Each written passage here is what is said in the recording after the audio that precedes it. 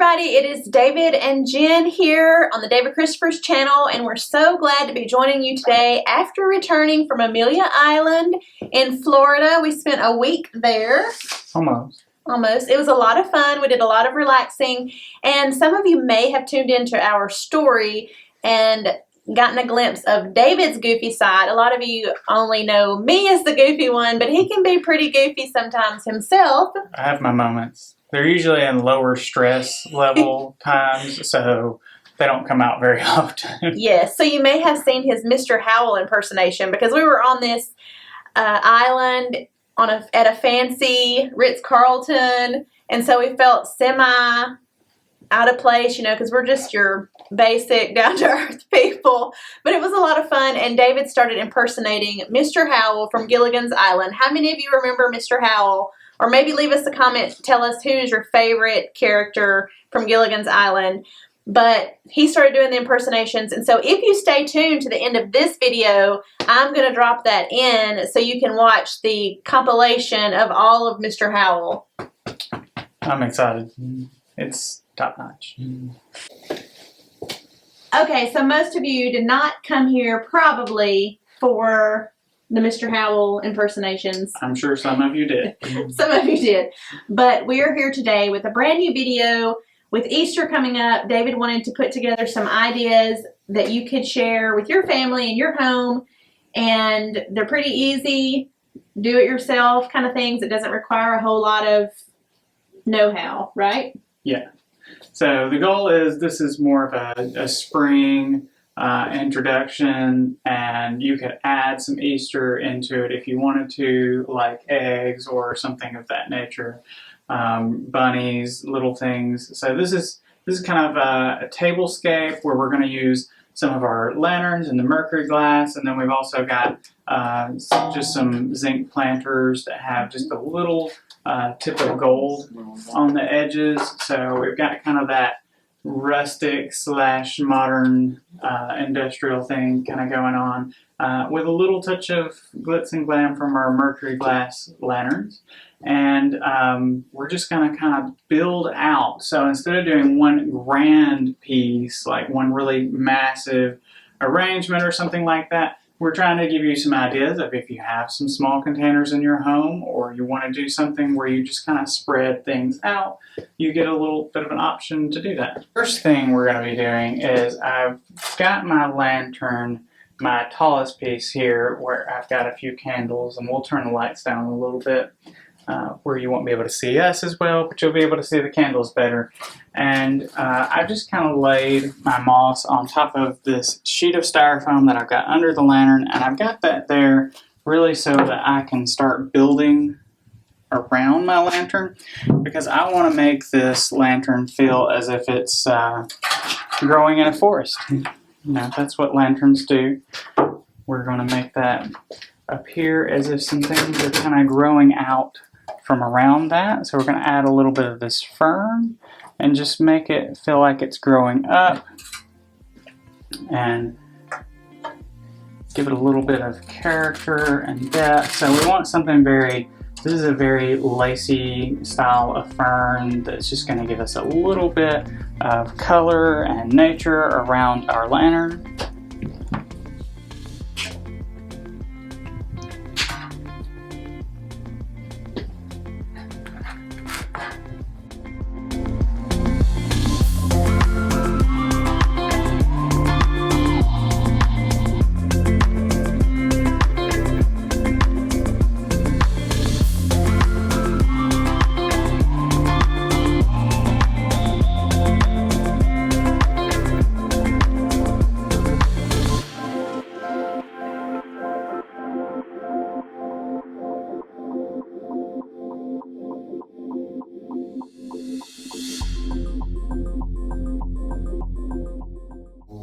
What are you adding now? Now I'm going to add some of this Fresh Touch asparagus fern. It's very soft. It looks very realistic. I love the shape of that one. Yeah, so we're just going to keep going with some of our greenery. Just want something kind of soft and keeping it a little light and airy. While David is adding more greenery to this lantern piece, I wanted to show you a couple of things that you can see in the window sill behind me.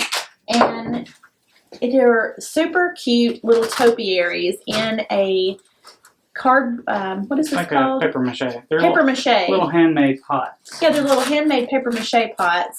And they have 2 different styles for this one. And these are the same. They're just, So there's 2 different heights. yeah. You have them like that.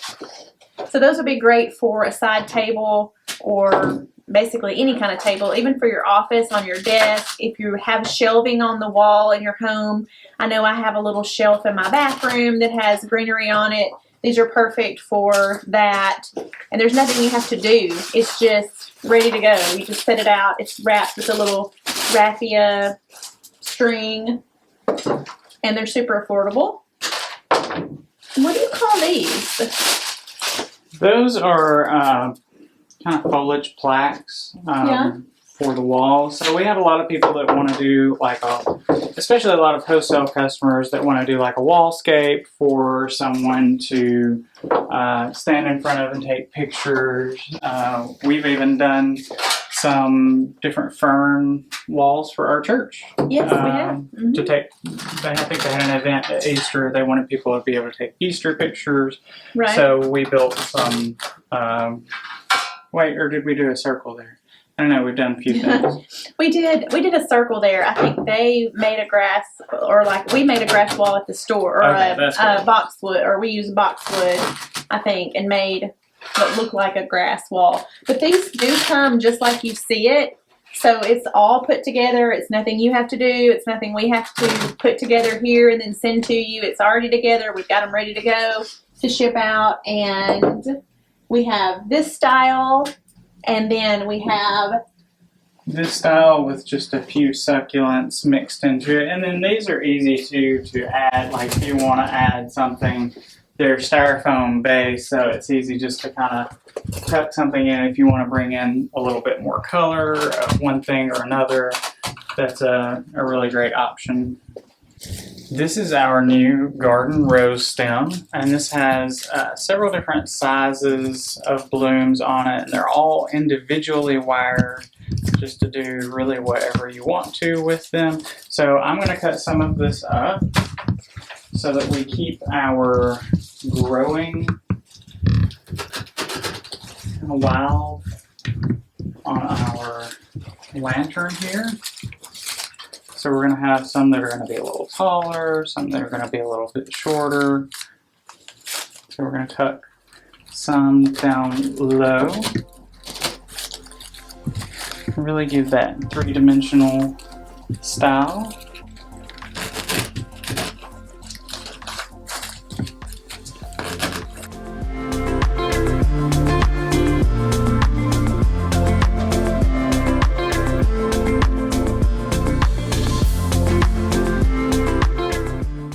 So we took everything kind of away from our lantern so you can kind of see a little bit better what's going on. I'm adding a little bit of this pink thistle into this piece now just to punch up the pink a little bit. Because you could use this piece by itself. Right.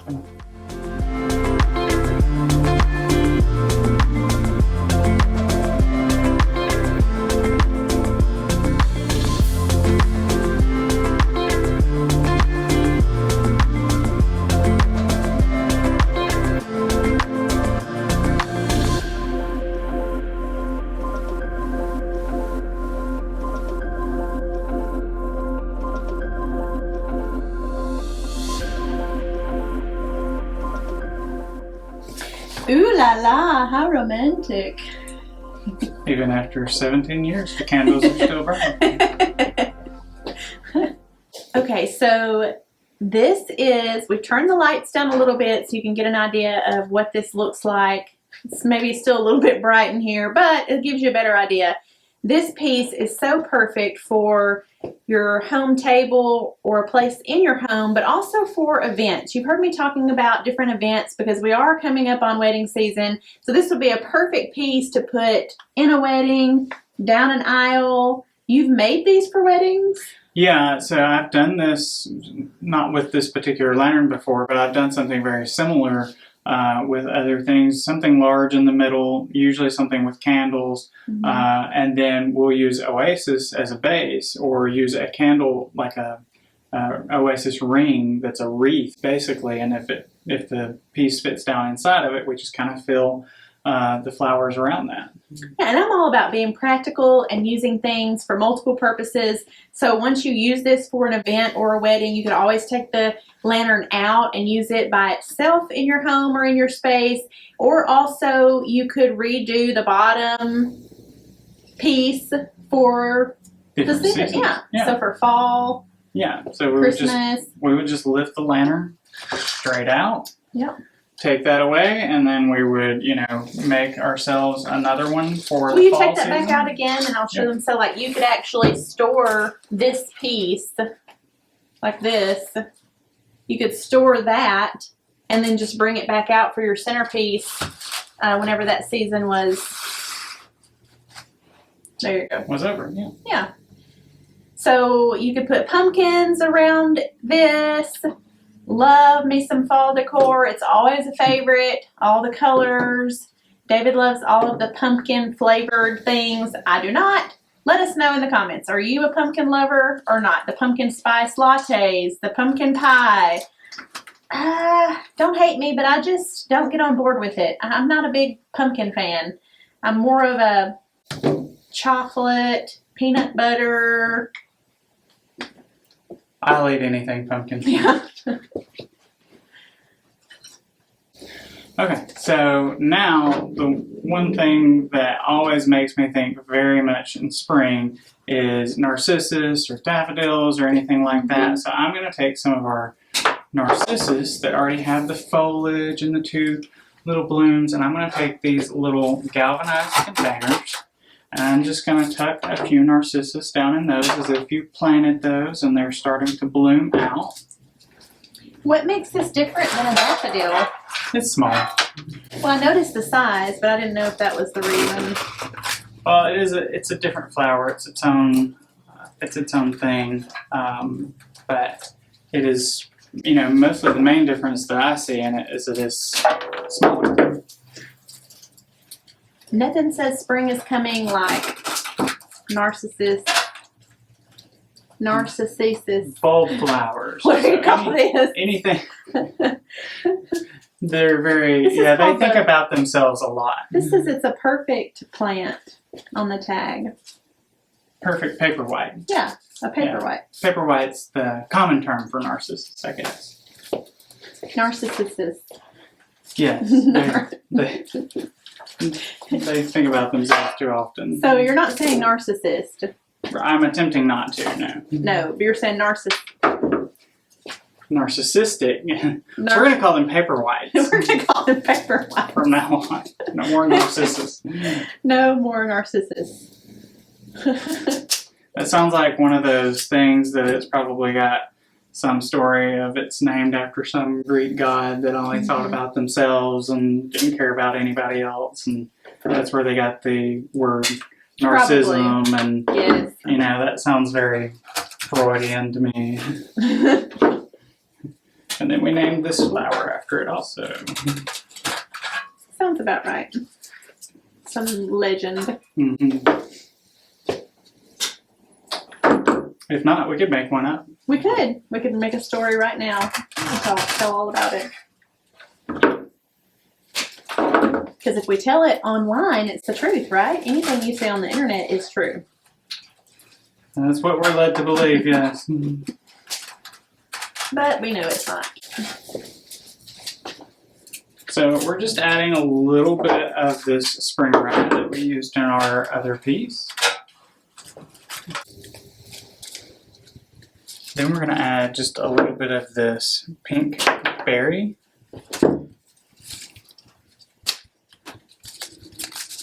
Just to kind of round out with a little bit of pink with our narcissus, our paper whites. Because we've got a lot of this peachy pink color in our lantern piece, we want to balance that out. And usually I'll fill these planter containers a little bit higher and start my arranger a little bit closer to the top. But for this, because I want it to feel like something that you planted, like you had some bulb flowers and they're just starting to come up, I'm doing it a little closer, a little lower in.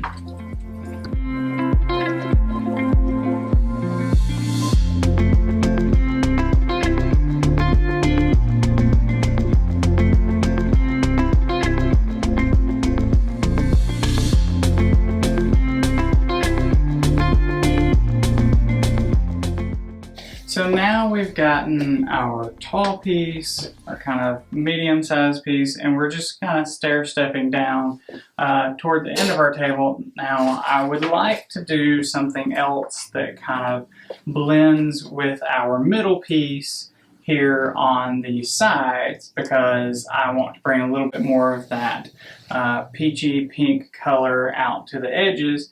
And while I could just tuck some more roses, and I think what I'm going to do is I'm going to make these a little less formal. I'm going to turn these to their sides and let some things kind of grow out of them.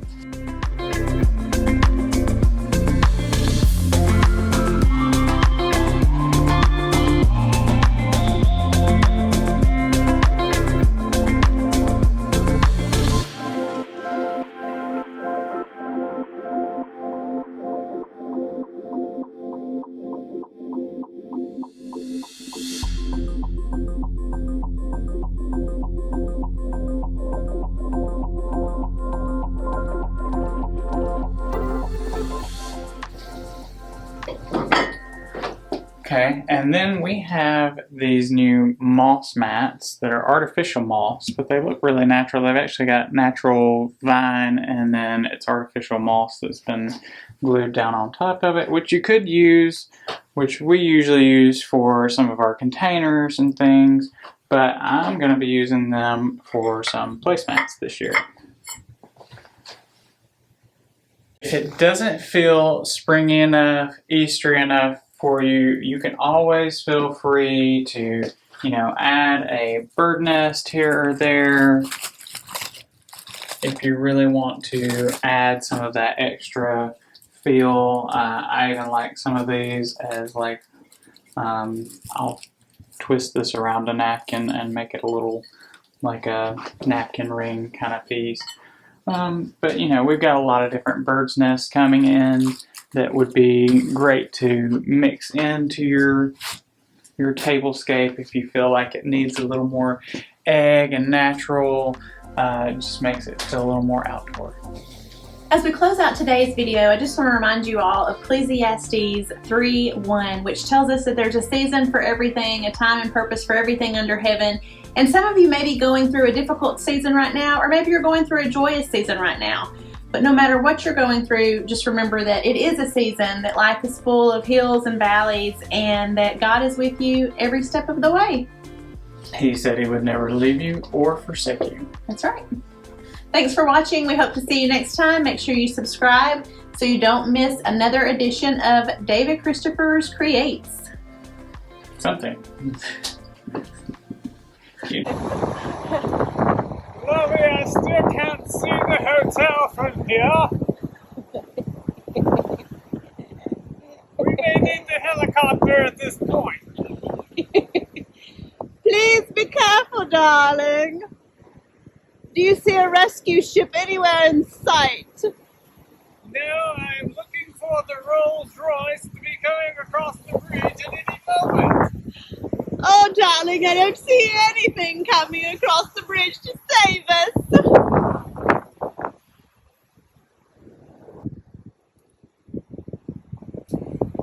Lovey, I'm not sure this is the way to the Ritz-Carlton. It feels a little out of place. Maybe more, we should really just, call the man. Call the man and get your crime in here immediately.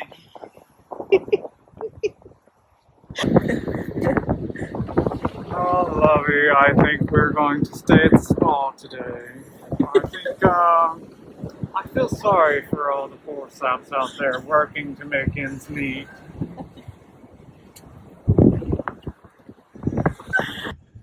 I gave the driver the day off, so we're going somewhere.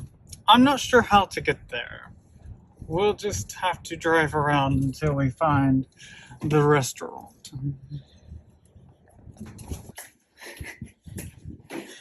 Thurston, did you have a good day on the beach, darling? It was lovely. I enjoyed every moment of it, absolutely.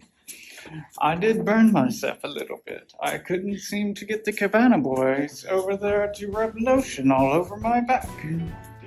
And you didn't do much of a good job of it either. Oh my goodness, I'm not made for manual labor. Lovey, it's a bit chilly outside. I need to wear my sweater as a necktie. Up till now, don't know where, don't know how. Lately I've come to realize